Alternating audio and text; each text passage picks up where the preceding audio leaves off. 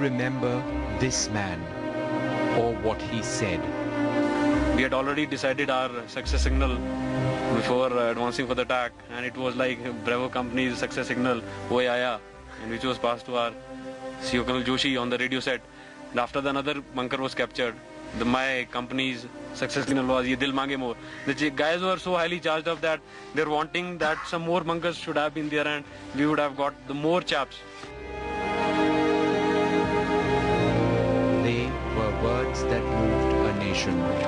Words that brought home the fighting spirit of a young breed of Indian soldier. Young men tasked to do what military observers felt was impossible. Climbed near vertical surfaces, dislodged well-entrenched, dug-in enemy soldiers in order to liberate a part of India.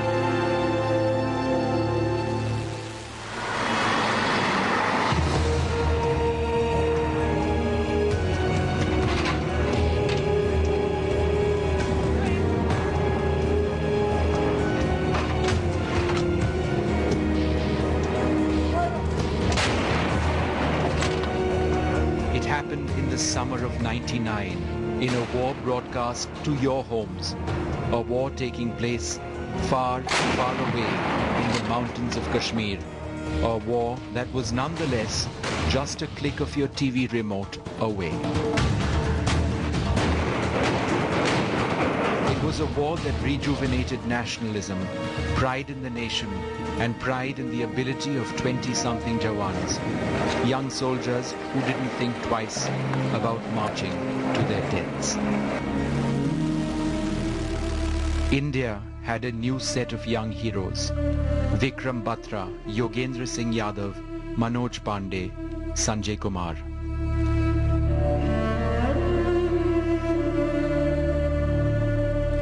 दुश्मन के पास पहुंचने पर हमने हमारा और दुश्मनों का आमने सामने हमारा फाइटिंग हुआ और करीब इस लड़ाई में 5 घंटे का समय लगा। उस समय हमारे केवल दिमाग के अंदर यही था, अपनी पलटन की इज्जत, अपने देश का जो सम्मान है उसको बढ़ाना है और अपने परिवार वालों का, तो जब हमारा देश सुरक्षित है तो परिवार वाले भी स्वयं सुरक्षित ही होंगे।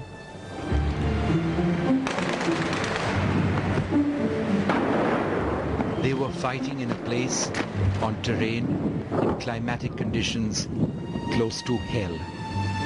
They were to redefine the word mountain warfare.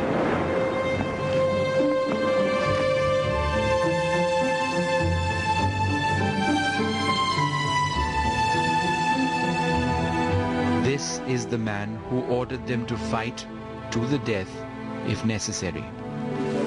VP Malik was the Chief of Army Staff, the man the country would look up to fight off what was an unexpected and undetected incursion in a place deemed too inhospitable for a large-scale enemy assault.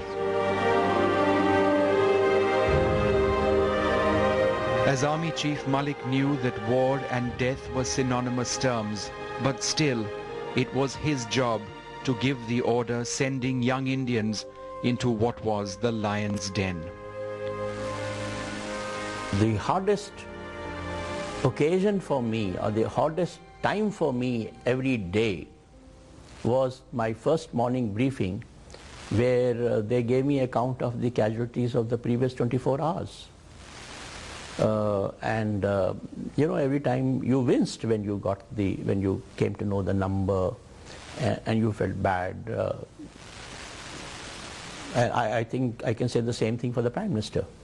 So whenever I went and I met the people, then I would ask the commanding officer, who are the people, what have they done, and then they will bring up these young officers, men, and I carried these small gifts, Scotch bottle, champagne bottle for the officers, and watches or others for the soldiers, and I would give them a pat and a personal appreciation, you know, give them this little gift.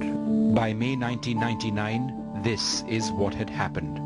Taking advantage of the geography of the region, which in many instances favored them, regulars of the Pakistan Army, accompanied by fully armed and well-trained militants, sneaked into Indian territory to capture several heights along 3 major fronts, Dras, Kargil and Batalik.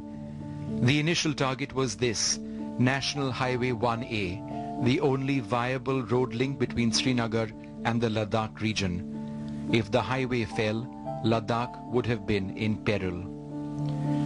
In order to take the highway and the towns around it, the Pakistanis captured several features, now well-known names across the country. Tiger Hill, Tololing, Marpola, Mashko, and areas in Jubar and Turtuk, among others.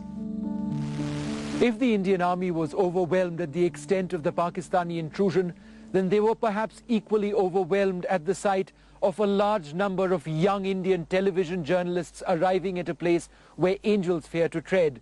This was India's first televised war, but the lingo of the Indian Army changed appreciably over the next several weeks.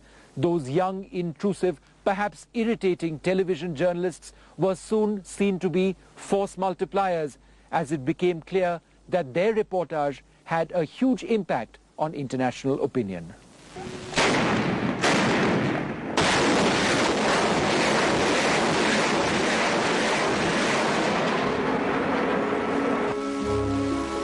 And so, if the Jawans up front were fighting in brutal hand-to-hand skirmishes behind the front lines but well within the range of Pakistani artillery, was another war, one for control of the airwaves, one where the story of what was happening was being reported.